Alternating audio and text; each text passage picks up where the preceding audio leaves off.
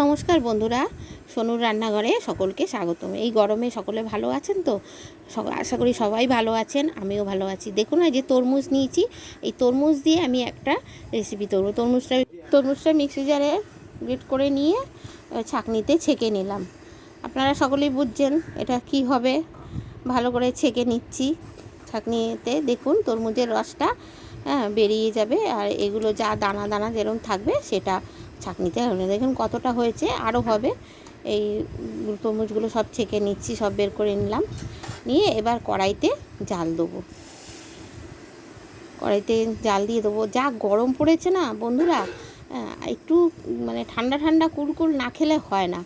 ছোটো চামচে 1 চামচ চিনি দিলাম। তরমুজটা মিষ্টি আছে তবুও দিলাম, একটু ভালো লাগবে। একটু কর্নফ্লাওয়ার 1/2 চামচ নিয়ে কর্নফ্লাওয়ার একটু গুলে দিয়ে দিলাম। দিয়ে এটা একটু জাল করব, বেশি ঘনও করব না, আবার বেশি পাতলাও না। একটু যেই হালকা ঘন হবে তারপরে নামিয়ে দেবো। এত গরমে না একটু ঠান্ডা ঠান্ডা কুলকুল রেসিপি বানালে খুব ভালো লাগে, তাই কি না বলুন? তাই একটু ঠান্ডা হয়ে গেছে, ঠান্ডা করে এবার ঘটির মধ্যে ঢেলে নেব।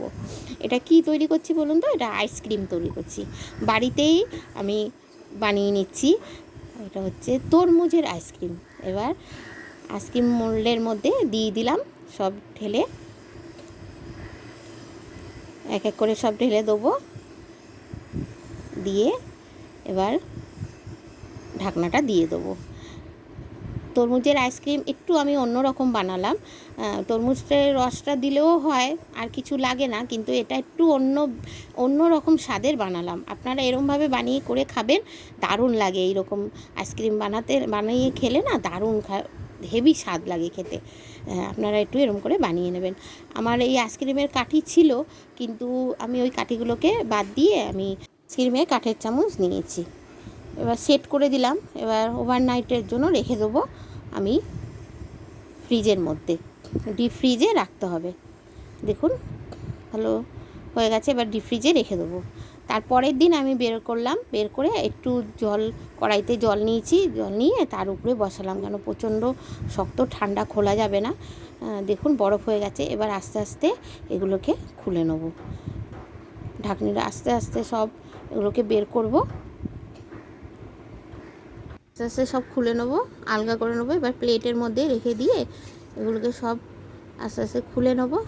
আমার এই তরমুজের আইসক্রিমের রেসিপিটা যদি ভালো লেগে থাকে আপনারা করে খেয়ে দেখবেন, দেখে বলবেন আমাকে কমেন্ট বক্সে কেমন হয়েছে। একটু জানাবেন, সত্যি খুব ভালো লাগে। এমনি তরমুজের জুস দিয়ে করা যায়, ওটাও আরেক স্বাদ, আর এরকমভাবে করে খাবেন এটা আরেকটা স্বাদ। ভালো লাগলে একটু লাইক দিয়েন, শেয়ার করে দিয়েন, আর সাবস্ক্রাইব করে দিন।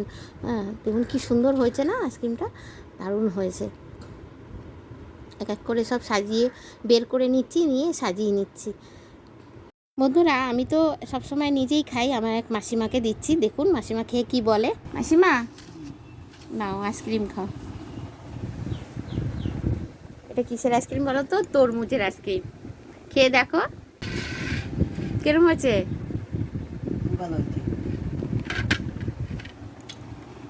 মাসিমা তো বললো দারুণ হয়েছে, এবার আমি খেয়ে বলছি আপনাদের কেমন হয়েছে। দারুণ দারুণ। রাখছি বন্ধুরা, টাটা।